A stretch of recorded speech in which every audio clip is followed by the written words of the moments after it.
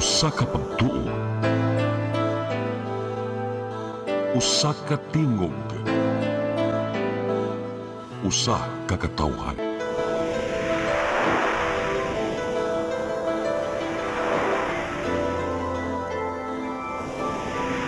Cebu Catholic Television Network.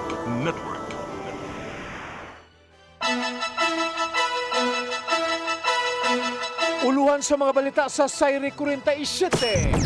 Pagtukod sa Monterrasas de Cebu, giawhag nga ipahunong tanang water catchment facility sa palibot. Ipahuman, special session sa Kongreso karong Hunyo 17. Gipatawag ni Presidente Bongbong Marcos Jr. Cash relief assistance sa kapin 32,000 ka mga motorcycle riders o TNVS drivers sa Sugbo. Gihatag na! Motorsiklo mi U-turn sa Cebu South Coastal Road sa SRP. Gidaro og Ford Raptor, duha patay. 72 anyos nga lolo, gitigba sa iyang silingan dito sa Dalaget, probinsya sa Sugbo.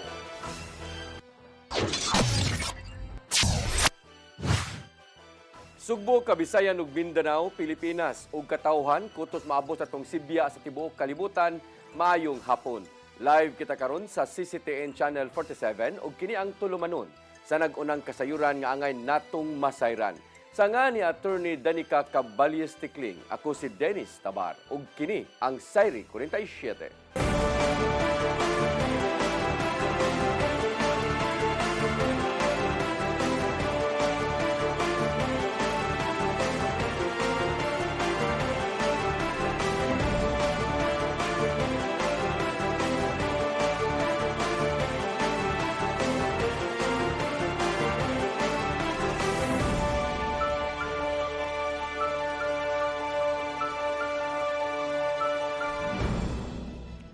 Ug karon sa kompletong detalye sa atong mga balita, giawhag ni Vice Mayor Tomas Osmeña si Mayor Nestor Archibal nga ipahunong ang pagpatukod sa Monterrasas de Cebu hangtod nga mahuman ang tanan nilang water catchment facilities sa iyang palibot. Giduso niya ang resolusyon nga naghangyo sa mayor nga isyuhan og cease and desist order ang mao nga proyekto. Apan way labot sa mao nga mando ang katukuran sa mga punduhanan sa tubig aron mahatagan og higayon ang pagpatiwas niini. Kini aron usab kalikayan ang mausban pa ang halapad nga pagbaha sa syudad dinhi sa Sugbo ning panahon sa ting-uwan. Mas giagad ni Osmeña ang tingog sa yanong mga tao nga sagad maapektuhan sa grabing lunop sa matag bundak sa uwan.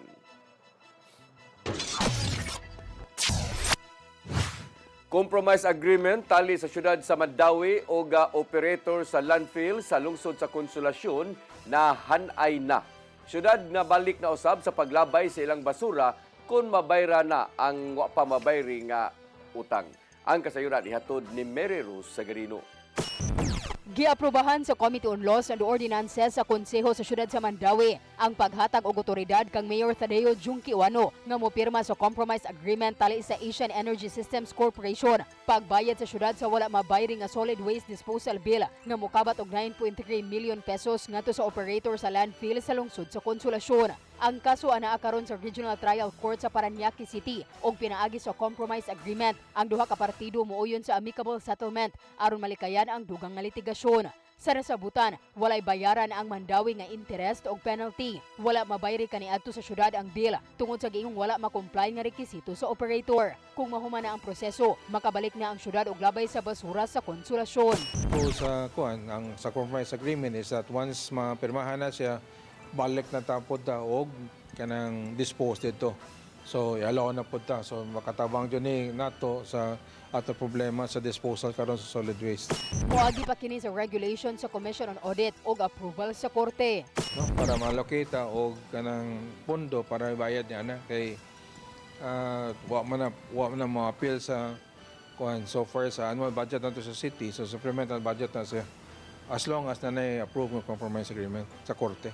Apro sa temporaryong pagsira sa Binaliw landfill ni atong Enero, ang Mandawi may hire og pribadong hauling services aron paglabay sa ilang mga basura nga giingong mas mahal kung itandi sa direkta sa landfill.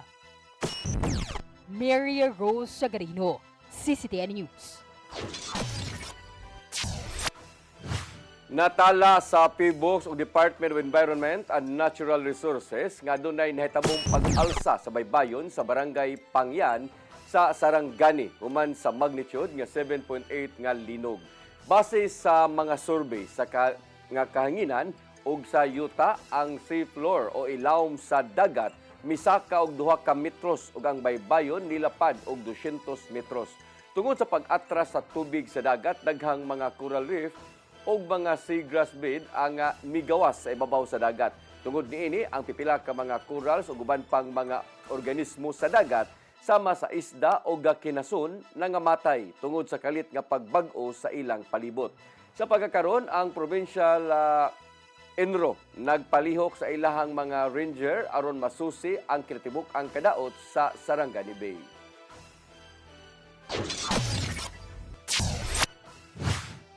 Pope Leo XIV mihalad og pag-ampo sa tanan nga mga apektado sa linog sa Mindanao. Yawag usab ni Cebu Archbishop Alberto Oy ang uban nga mga modunit alang sa padayong relief operations. Ang kasayuran ihatod ni Gian Navarro. Giampo ni Pope Leo XIV ang tanang mga Pilipinong apektado sa magnitude 7.8 nga linog sa Sarangani o mga kasikpit nga dapit sa Mindanao diin hilabihan ang mga natalang pagguba. Pinaagi sa iyahang X-account, giapil sa pangamuyo sa Santo Papa ang kapahulayang dayon sa mga nakalasda, kahupayan sa pagbati alang sa mga nabiyaang kabanay o hingpit nga kaayo alang sa mga samaran. Nabot na og 173,000 ka mga pamilya o 724 ka mga individual ang apektado sa maong kusog nga linog o sa kasimana na ang nakalabay. Nilapas na sa 61 ang ihap sa mga natala nga patay. Kapin 5,000 na ka mga aftershocks ang natala sa maong dapit suma pa sa PBOX. Hinungdan nga dakong risgo ang gihimong relief and recovery operations diin. Tinabangay ang national government ug ubang mga grupo. Tungod dini, gihangyo ni Cebu Archbishop Alberto Uy ang tanan nga tabangan usab ang mga pamilyang anaa sa makaluluoy nilang kahimtang karon sa Mindanao. Mata di Uy nga gamiton ang second collection nga nakolekta gikan sa mga sibot alang sa hinabang nga ihatag nato sa mga apektadong dapit sa rehiyon. Giauhag usab di Uy ang uban nga monetary donations na lang ang ihatag ngadto sa ilang parokya aron itunon usab ngadto sa Cebu Caritas Office. Pinaagi nini mahupay kadugayan ang mga nanimuyo sa Mindanao region og makabangon na sa hinay-hinay human sa makakuyaw nga panghitabo. Saktong usa ka semana na ang nakalabay. Gian Navarro, CCTN News. Presidente Bongbong Marcos Jr. nagpatawag og special session sa Kongreso karong Hunyo 17. Kini aron hatagan og pagtagad ang mga pending nga mga balaod noon una pa ang adjournment. Ang kasayuran ihatod ni Randy Gurion. Nagpatawag si Presidente Ferdinand Bongbong Marcos Jr. og special session sa Kongreso karong Hunyo 17 taliwa sa nasinating sine-day adjournment. Ubos sa Proclamation number 1318, gitahasan ni Marcos Jr. ang mga magbabalaod nga ipasar ang pipila ka mga legislative measures sa labing daling panahon. Apil niini ang Anti-Political Dynasty Law, Assistance to Individuals in Crisis Situations Act ug uban pang mga balaod nun nga makatabang sa katawhang Pilipinhon. Sa gilawatang pamahayag sa presidente, kinahanglanon ang tabang niing panahuna ilabi na sa mga naapektuhan sa linog sa Mindanao. Maong hatagan og pagtagad ang panginahanglanon sa ubang pamilya gikan sa padayong edukasyon hangtod na sa maayong serbisyong medikal. Dugang pa ni Marcos Jr. nga padayon ang serbisyo sa mga magbabalaod sa Kongreso bisan pa man ug wala nagsesyon. Gihimo sa presidente ang maong lakang taliwa sa padayong indigay sa duha ka mga liderato sa Senado. Daan ang gitahasan ni Marcos Jr. ang mga senador nga kinahanglang sulbaron ang mga internal issues una mihatag og kamanduan alang sa special session. Randy Gurion, CCTN News. Gisuspenso sa Korte Suprema ang abogado nga si Jesus Palces sa iyang nga propesyon sud sa usa ka tuig tungod sa mga bati nga pabahayag diha sa social media niadtong 2018. Sa giluwatan nga desisyon niadtong November 2025, nakita sa Second Division nga guilty si Palces sa simple misconduct. Gipahimangno sa Korte Suprema nga buhaton usab ang maong nga silot kung masubli pa ang binuhatan sa maong abogado. Gitataw ni Palsis nga may kalabutan kini sa kasong pagpangawat nga giatubang sa iyang igsuon nga kaniadto. Maong gihagit sa suspendidong abogado ang Korte Suprema nga silutan usab ang uban nga mga nagpalabi lang sa ilang nga propesyon sama sa kanhi presidente Rodrigo Duterte ug ang Vice Presidente nga si Sara Duterte.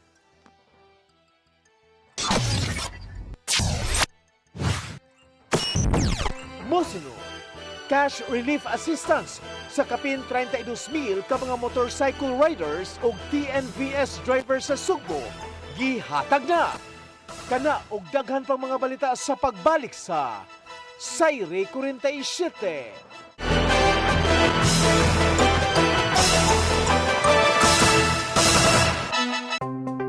Discover the beauty of the Philippines.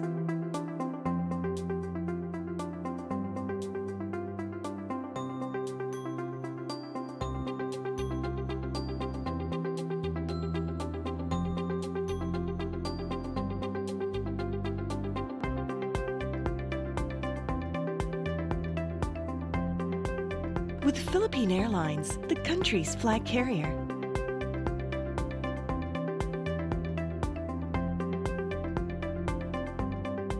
The airline that lets you feel the warmth of the nation.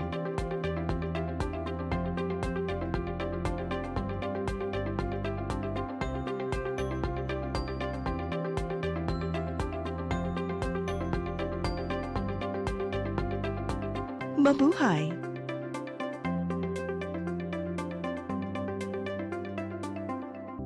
Ito po ang programa na hatid sa inyo ng Ozone Med Wellness Clinic kung saan ibabahagi ng mga doktor ang kanilang kaalamang medikal tungkol sa inyong kalusugan. Minsan nami-misdiagnose, ovarian pala yun, pero ang presentation parang appendicitis. No? Sinasabing degenerative diseases, kadalasan ani iniisip ng mga tao no nga kaliwat ninyo ka na arthritis, kaliwat nga na ay rheuma, Dok. Pero unsa ba gyud ka big, unsa ba kalawak ang ibig sabihin nitong degenerative diseases, Dok? Yeah. So yung buong katawan, as we age, as we use it lagi, talagang dahan-dahan masisira yung mga cells, mga tissues, yung organs natin, dahan-dahan masisira yun siya. In our age today, it is very important that we have to really value yung aging process na to. Toxic na lang yung pinag-uusapan natin, but gaano ka-importante this time? Yung mga tao dapat sila educated about these changes ng global health. It is not the infectious disease that predominate. It is the non-communicable disease or chronic diseases. Sa New Start, we believe na ang pinakamalakas na patunay ng healing ay ang mga boses ng taong nakakaranas nito mismo. Tinignan ng OB, sabi niya, cervical cancer daw. Inisip ko, ang Panginoon, hindi naman ako pababayaan. Di ba sabi niya, by His stripes, I am healed. Ozone Med Wellness Clinic New Start. Mapapanood every Saturday, 8 to 9 a.m. Og ang replay airing matag Miyerkules 1:00 hangtod 2:00 sa hapon. Dinhi lang sa CCTN Channel 47.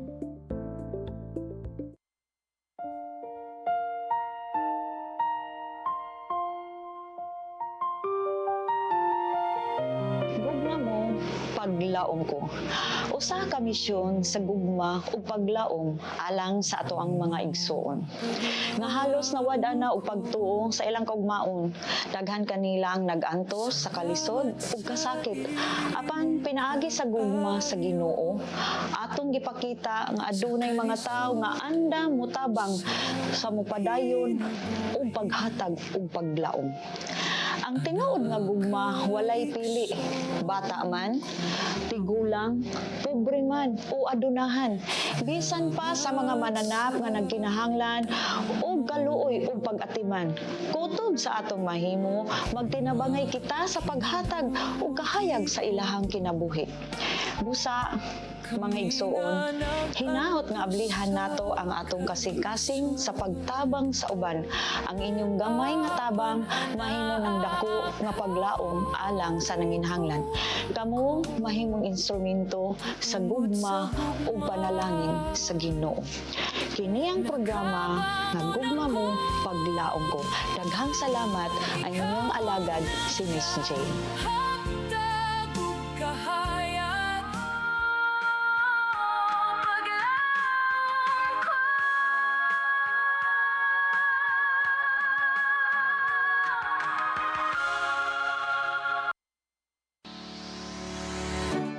Looking for the best internet deals in Negros Oriental? Phil Products Negros is here to bring you fast, reliable, and affordable internet with plans made just for you. For as low as 899 pesos per month, enjoy speeds of 50 Mbps, perfect for streaming, working, or studying from home. Need more speed? No problem. Get 100 Mbps for just 1,199 pesos. 150 Mbps for only 1,499 pesos, or our fastest plan, 400 Mbps for just 2,399 pesos per month. Plus, you can add over 100 cable TV channels to your internet plan for just an additional 100 pesos per month. That's entertainment and lightning fast internet all in one. Enjoy no installation fees and start today with a 1,000 peso customer deposit. Call us now or visit our website to sign up with the Phil Products Negros. You get internet that's affordable, reliable, and local. Phil Products Negros, bringing you closer, faster. Call us at 0917-631-5240 or visit our website www.philproductsnegros.net or our Facebook page, Phil Products Dumaguete. Subscribe now. Your song, Your music. your listening pleasure. Sing it, Cebu! And if I don't need you, This, my darling, I've been told. Jody was the girl who lived next door. I've known her, I guess, 10 years or more. saving all my kisses just for you. Yes! You got me jumping like a crazy clown, and I don't think you're right to put it down. Since I kissed you, my lips are wide, the things that bothers me is different, I can find. Hey, hey, set me free. Stupid Cupid, stop picking on me.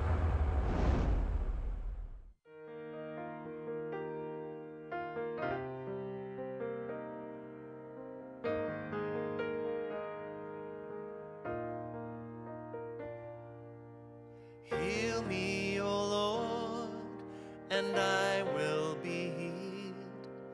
Save me, and I will be saved. Heal me, O Lord, and I will be healed.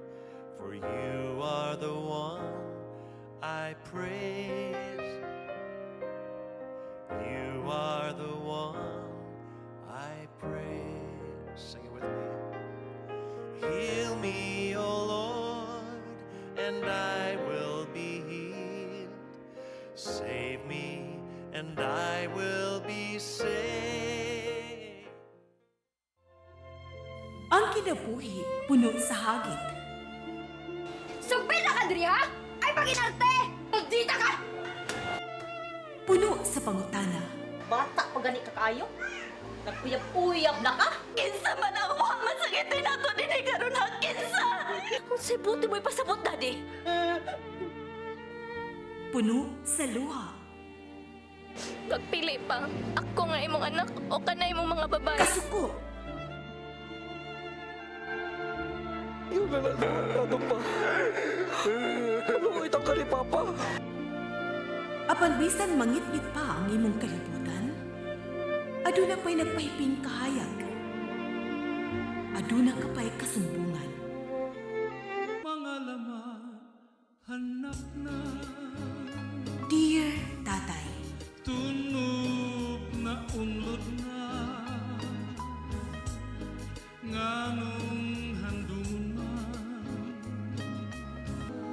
Way laing paagi aron masabtan nato ang Biblia. Kinahanglan nga doon natay relasyon kang Hesus. Hangtod sa layan natong panaguban, daghang salamat. Shalom.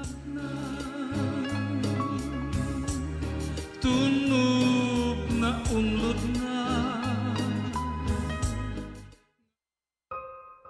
Di siya kumutuog na Ginoo. Pero magulo ng bata na.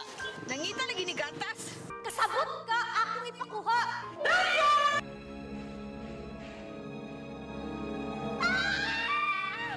Ug naa sa unang Timoteo 3:15 nga ang iglesia sa buhi nga Dios mao iyang panimalay ug mao ang haligi ug sukaranan sa kamatuoran. Mayo! Kasi tayo! May hatag lang unta kong gatas para sa inyong anak. Basin kadahong ka nga, ikaw ang gwapa sa tibok kalibutan. Unsay reparation, Monsignor? Buhi ka, laing bata, aron mabayran ang imuhang nahimo nga dakong kasalanan.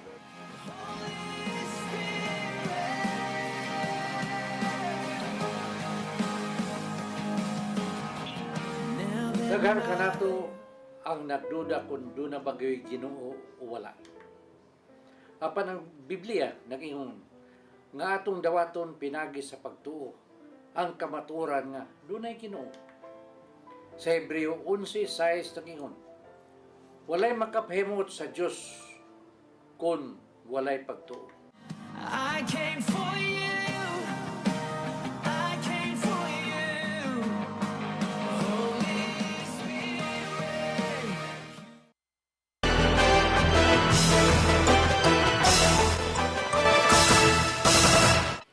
Balik sa atong mga balita. Cash relief assistance alang sa kapin 32,000 ka mga motorcycle riders o TNVS drivers sa Sugbo giapod na sa DSWD-7. Gitinguha sa ahensya nga magpabiling hapsay ang pagapod human mitabang ang pribadong sektor. Ang kasayran nato ni Gia Navarro. Gisugda na sa Department of Social Welfare and Development 7 ang pag-apod sa cash relief assistance alang sa 32,149 ka mga driver gikan sa kumpanyang Grab. Gikan Lunes hangtod karong Huwebes, naka-standby ang mga kawani sa DSWD-7 sulod sa Osaka Mall sa South Road Properties, syudad sa Sugbo, aron pag-apod sa maong hinabang isip tabang human sa nasinating krisis sa lana.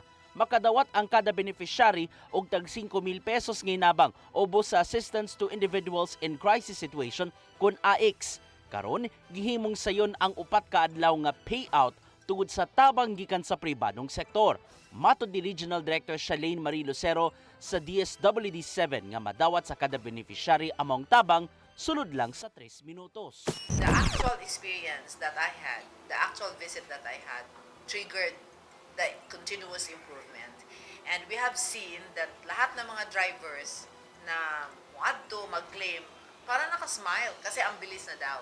Nagagikan sa kumpanyang Grab ang listahan sa mga eligible nga makadawat sa maong tabang ubos sa AX, samtang gi-verify o gi-validate sa Land Transportation Franchising and Regulatory Board LTFRB 7 ang maong listahan aron masiguro nga nagpadayon sa pagpamasahero sa dalan ang mga benepisyaryo. After validating the submitted list, yun nag-forward natin sa central office, which is our central office forward the same to the central office ng DSWD. Nakaschedule karong adlaw ang kapin 6,000 ka mga TNVS drivers o motorcycle taxi riders alang sa pag-claim sa maong hinabang. Human sa paspas nga payout, gamiton sa mga driver ang nadawat nilang tabang sa mga panginahanglanon sa balay. Aside sa among patubil, para pod pang grocery sa amo ang pamilya nga nabilin o sa among anak nga suportahan sa pag-eskwela.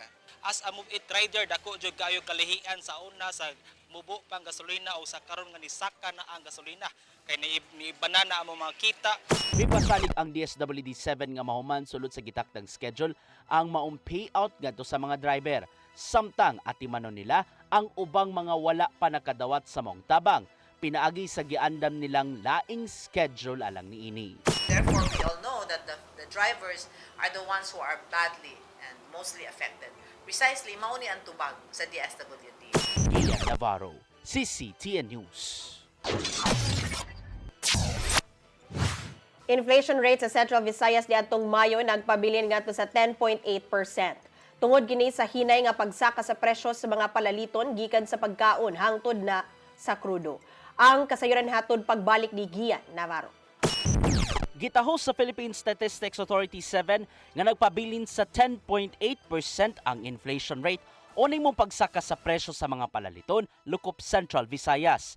Walay pag-irog ang nimong inflation sa rehiyon, sukad nga natala ang kapin 10% nga inflation rate niadtong Abril ning tuiga. Gipaambit ni PSA 7 Director Wilma Perante nga gilangkuban isip contributor sa mong inflation ang food and non-alcoholic beverages. Apil usab sa mong contributors ang transport sector, ingon man housing, gas ug ubang utilities sa panimay. Matud ni Perante nga naimong hinay ang pagsaka sa presyo sa petroleum products niyan ng panahon na hangtod na sa plitihan. Nag-increase pa rin yung ating prices of commodities under transport. Kaya lang, mas mabagal yung pag-increase.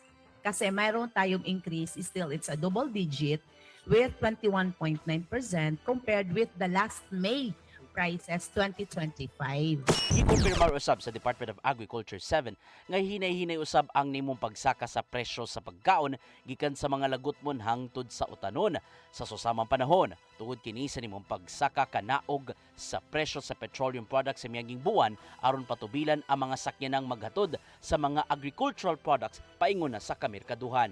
Bisan pa man og nagpabilin ang 10.8% nga inflation sa Central Visayas, gitaho usab sa PSA 7 nga kini na ang labing taas nga inflation rate itandi sa ubang mga rehiyon sa miaging buwan. Among the 18 regions, Central Visayas recorded the highest inflation rate in May 2026 at 10.8%, followed by the Caraga region at 9.4%. Navarro, CCTN News. Gi-question ni Consolacion Mayor Teresa Nene Alegado ang Department of Public Works and Highways o DPWH sa Kalangay paghuman sa skywalk sa Consolacion Central Elementary School. Sa record sa Municipal Engineering Office, ang proyekto sugdan unta ni adtong September 2024 ug matapos unta sa Abril 2025. Apan hangtod karon wala pagihapoy skywalk nga makita ug magamit sa publiko, ilabi na sa mga tinun-an. Giingong makamugna usab kini og traffic gumikan kay adunay manlabang panahon sa tingklase. Nagpadala na og formal nga suwat ang lungsod ngadto sa DPWH kabahin niini.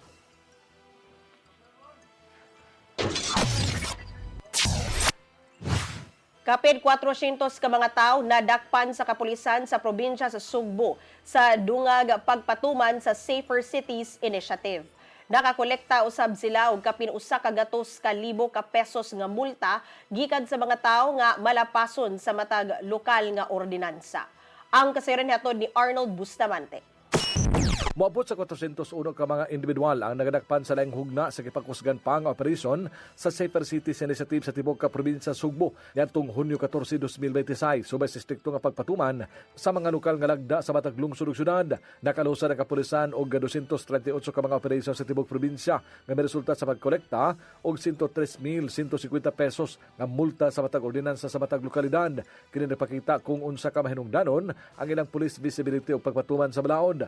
Sa datos gipahibaw sa Cebu Police Provincial Office nga ang labing daghan nga malapason mao ang City o Municipal Traffic Ordinance. Di nakatala sila og 236 ka kaso gisundan kini sa paghubog-hubog sa publikong lugar nga dunay 42 curfew nga naglambigit sa mga minors. Di naka-intercept sila og 67 samtang 21 ang naninigarilyo sa publikong lugar, 21 ang nasita nga wala magsulob og t-shirt samtang naglaroy-laroy, 7 ang nag-video kay bisan sa laom na nga kagabion og laing 7 sa uban nga ordinansa. Sa kinatibuk-an nga nagadakpan, 236 lang ang gipamulta, samtang 165 ang gipangwarningan o gibuhian ra sa kapulisan nga walay gipasaka nga kaso.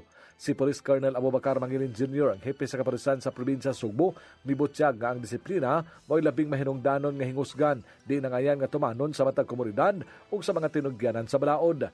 Ginay-usab ni Police Brigadier General Arnold Abad, hepe sa kapulisan sa Central Visayas, ang CPPO, subay sa pagpadayon sa pagpatuman sa mga lokal nga ordinansa, di nag-highlight kini sa kamahinungdanon sa kooperasyon sa publiko.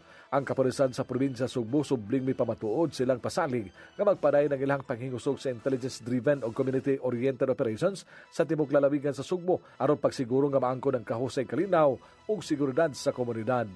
Arnold Bustamante, CCTV News.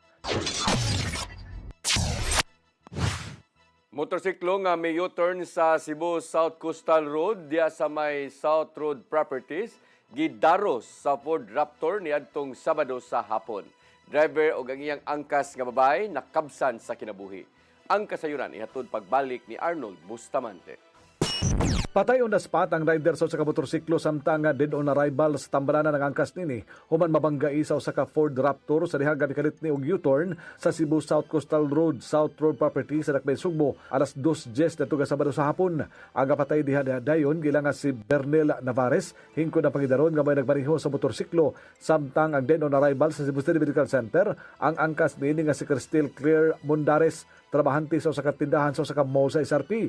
Sa investigasyon sa Traffic Enforcement Unit sa Cebu City Police Office nga ang motor ug ang Ford Raptors kag gimaneho ni Jan Tabacon na 23 anyos taga Corona del Mar, Barangay Pook Sulit sa Talisay. Nagsubay kini sa SRP sa managlahing direksyon. Ang motorsiklo gikan sa norte o pag-abot sa Bagarapit wala makapaabot ang motor nga mugo ang signal alang sa pagliko unta ani sa wa apan miyuton jud kini. Samtang ang Ford Raptor nga gikan sa Dakbayan sa Talisay nga kusog nga nakapadagan wala na makabrake pa diha dayon og naigo gyud ini ang motorsiklo tungod sa kakusog sa impact nga nalagpot ang sakay sa motor og nahagba sa simentado nga karsada og nadaro pa kini sa sakinan ang duha sa gibanabanang 25 metros ikan silang gihagbaan. Patay diha dayon si Navarez tungod sa dakong kadaot sa ulo ug lawa samtang si Mondares ang nadala pas tambalanan na pagnakabsang gihapon ni sa kinabuhi. Gikustorya sa TEU ang driver sa Ford Raptor og giandaman unta ni og kasong reckless imprudence resulting in double homicide. Apan nasairan sa mga tigbalita nga dili na mopasaka og kaso ang kabanay sa duha ka mga biktima human mipasalig ang nakamangga nga mao na ang muabaga sa mga galastuhan sa pagparubong niini. Arnold Bustamante, CCTV News. Mosunod, 72 anyos nga lulo gitigpa sa iyang silingan dito sa Dalaget, probinsya sa Sugbo. Kana og daghan pang mga balita sa pagbalik sa Sayre 47.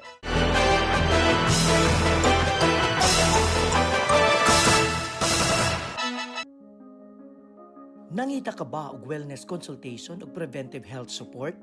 Ozone po will help, no? So pinapapasok niya kasi po ang oxygen sa cells. So there will be improvement po ng cellular function and reduction. Then your blood are full of oxygen, well saturated with oxygen molecule.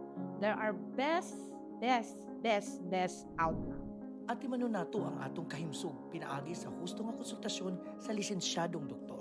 Some people, they are well versed with nutrition, but for others, they have very little idea of what the basics of nutrition are. Kaya with ozone therapy, kung makakatulong ito para mag-shrek ng mga tumors natin. Para sa professional consultation o general wellness services, bisitaha ang Ozone Med Wellness Clinic branches sa Davao, Bacolod ug Cebu.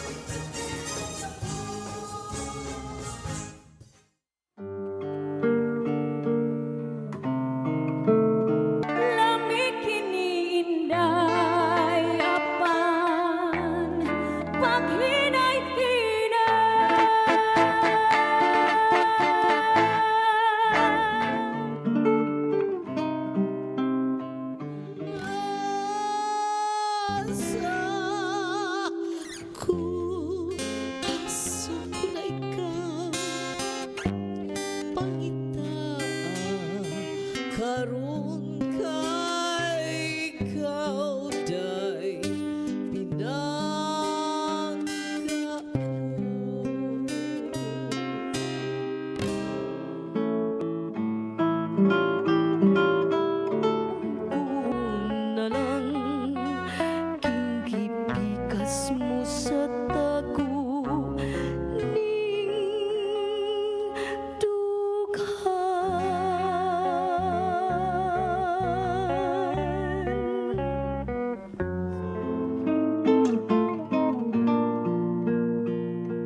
Dihay Pinay namin yo og hapon, hapon nga tigulang og hubakon. Sugot siya kay iya lang hokhokon, og iya lang oto-otoon. Ay pas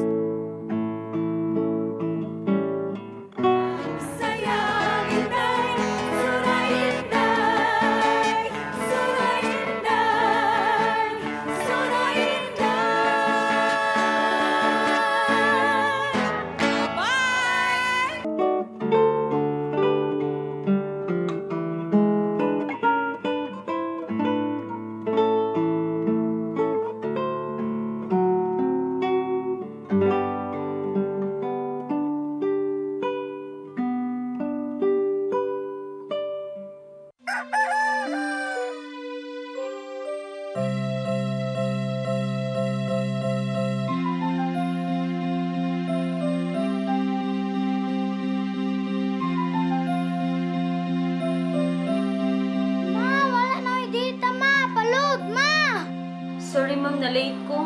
Nangita pa mong gusto para internet sa kong anak, ma'am. Ay, wala na yung problema. Pag sinisibo. Sinisibo, sinisibo. for your internet connection, And for the signal of your cable TV. so fast and straight the transmission to your phone. Sinisibo. Sinisibo, sinisibo. Offers you to have fiber optics. For your viewing experience, perfect and clear so far. So great and affordable for you to enjoy. Sinisibo. Cine Cebu Television Network Incorporated offers fiber to the home broadband internet bundled with fiber to the home cable TV connection.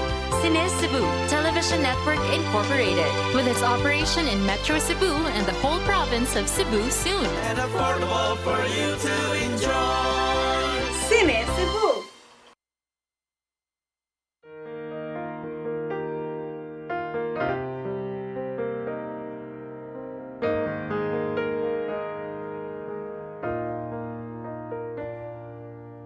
Heal me, O Lord, and I will be healed.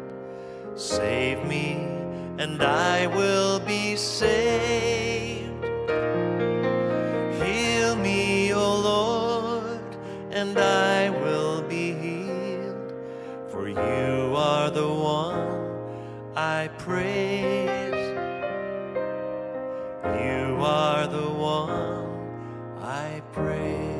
Sing it with me. Heal me, O Lord, and I will be healed. Save me, and I will be saved.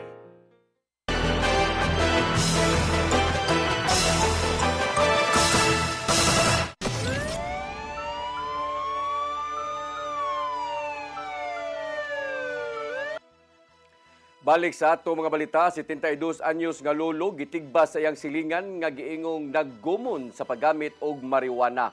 Kini nahitabo dito sa barangay Manlapay, Bukirang Dapit sa lungsod sa Dalaget niadtong Sabado sa hapon.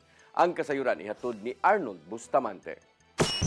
Ang ola 72 anyos nga lulo human ni tigbasa sa iyang silingan nga naggumon sa paghitid og marijuana alas 2:30 nito ga Sabado sa hapon sa sitio Kayapok-Yapukan, Barangay Manlapay, Bukirang Dapit sa lungsod sa Dalaget. Ang biktima gila nga si Felipe de la Torre Salariano, senior, 72 anyos, nga nagpuyo sa Bukirang Dapit.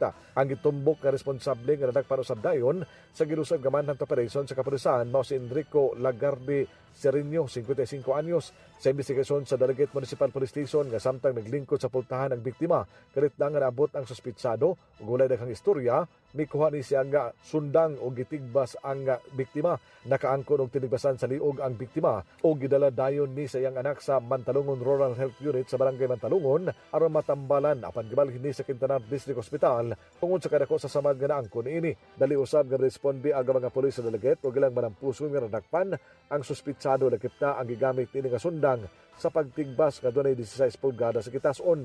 Mato ni Police Major Vincent Sobrado, ang hepe sa Dalaget Municipal Police Station, nga base sa pamahayag sa mga silingan nga ang suspitsado na may problema sa pag-isip. Gingong tigamitan ni og marijuana nga may usa sa hinungdan nga wala nakidi sa hustong pag-isip.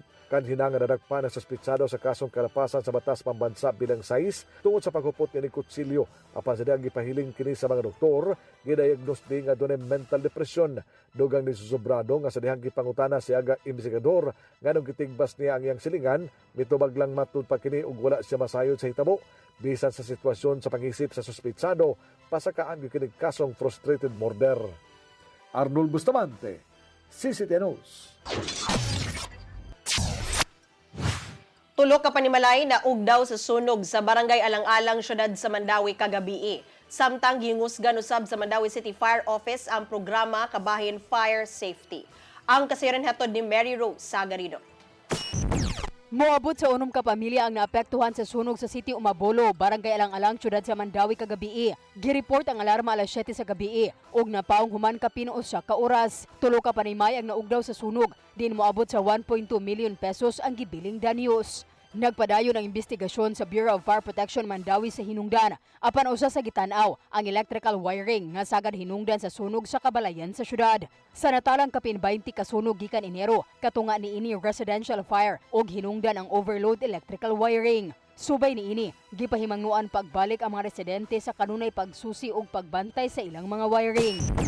Labi na gyud ang pag-check from time to time sa atong mga electricity or electrical wiring sa atong balay, atong mga appliances. Labi na gyud nga pirmi nga in and out ka sa balay, labi na padung trabaho. Dapat gyud i-check na to nga walay naka-plug pa diha. Gihingusgan sa BFP Mandawi City Fire Office ang mga programa Kabahin Fire Safety, pagtudlo sa mga panimay sa angay nga buhaton malikayan ang sunog. Labi na gyud ang pag-check from time to time sa atong mga electricity or electrical wiring sa atong balay, atong mga appliances. Labi na gyud nga pirmi nga in and out ka sa balay, labi na padung trabaho. Dapat gyud i-check na to nga walay naka-plug pa diha. Nagpadayon ang pagpatuman sa uplan ligtas na pamayanan, fire hose mapping ug uban pa. Mary Rose Sagarino, CCTV News. Mao kadto naglangkob sa atong mga balita sa Saire 47. Ako si Dennis Tabar. Ako si Danica Cabales Tekling, hangtod ugma sa inyong paboritong tulumanon. Saire 47.